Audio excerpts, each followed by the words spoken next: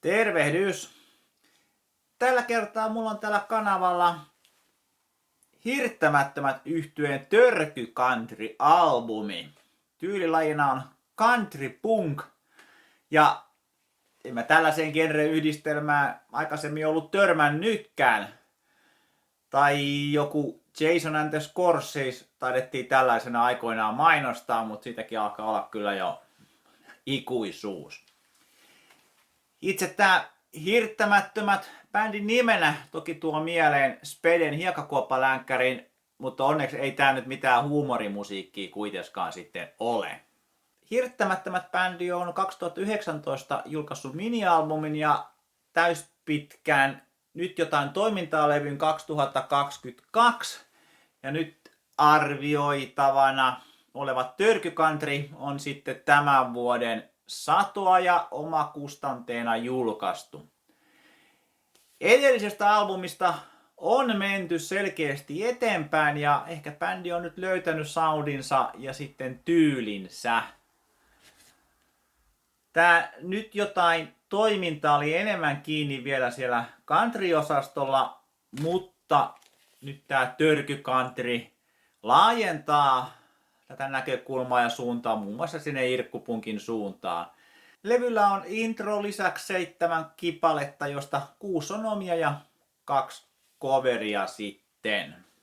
Levy käynnistyy Hartaus nimisellä introlla, joka onneksi pian muuttuu sitten semmoiseksi irkkupunk-henkiseksi menopalaksi päivästä toiseen, jossa banjo ja viulu tuo mukavasti täyteläisyyttä meininkiin. Ja tää levyn nimikappale Törky Country on Turbonegro-coveri, joka on sitten perinteisempi rockpala viululla höystettynä. Mutta koska tää Turbonegro nyt ei ole mulle niin tuttu bändi, niin en osaa kyllä lähteä vertaamaan alkuperäiseen versioon sitten. Ja A-puolen päättää rauhallisempi, ehkä se countryn biisi levyllä En tuu enää koskaan takaisin, jossa sanoituksetkin on lähempänä sitä countrya blues-osastoa sitten. Muuten tämän levyn sanotukset on aika lailla tässä päivässä kiinni, eikä niinku haikailla niitä semmosia menneitä aikoja. B-puolen aloittaa sitten tämmönen rock country pala Rakkauslaulu, jossa tunnustetaan rakkautta rock'n'rollille, ja se on aika hyvä biisi kyllä. Mut vaitasti sen jälkeen tulee tää levyn heikoilenkki Saatanan viisaat, jota ainakaan allekirjoittanut ei kyllä jaksanut, ei sitten yhtään. Onneksi tilanteen palauttaa pinnalle B-puolen 3. kappale Pelkkää pimeää, joka on vähän semmonen iskelmävaikutteista countrya, mikä niinku itteeni viehätti. Se on soundimaailmaltaan noista iskelmälevyistä vähän niinku tutumpaa, mutta toki sanotukset pysyy ehkä enemmän siellä törkypuolella sitten.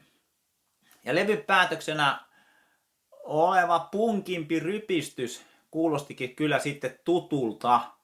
Ja Motörhead-coverista olikin kyse, mikä oli aika hyvä päätös levylle, joka sitten saa niinku halun käynnistää tää A-puoli uudestaan soimaan, ja mikä on aina hyvä merkki levyllä kyllä. Positiivisesti voidaan sanoa, että levyllä on menty aimo askeleita eteenpäin tästä edellisestä levystä. Ei ole jääty paikoilleen jumittamaan, mutta ehkä se punkki ei ole nyt niin esillä tässä, paitsi sitten siinä asenteessa. Mutta täytyy sanoa, että en mä nyt sitä nyt varsinaisesti jäänyt mitenkään kaipaamaan. Ja nämä levyn parhaat biisit on tässä niinku Päivästä toiseen, En tuu enää koskaan takaisin ja Pelkkää pimeää. Tämä kokonaisuus ansaitsee nyt 3 Serifin tähteä toimivasta kokonaisuudesta, mutta ehkä niinku se semmonen jokin puuttuu, että olisi niinku täysin innostunut. Livenä Hirttämättömät varmaan onkin sitten erittäin toimivaa settiä, kun näin levylläkin viihdytti. Eli tukekaa Suomi Indie-bändejä ja käykää keikolla ja ostakaa levyjä. Ja loppuun sitten vähän näytettä, miltä hirttämättömät kuulostaa. Ja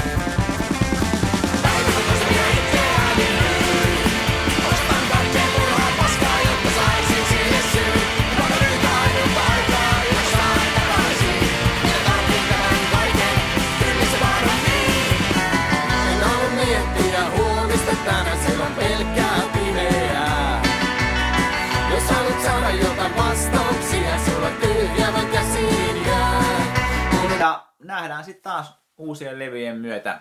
Se on kuulkaa moi! Mahtaa teitä viiksettää!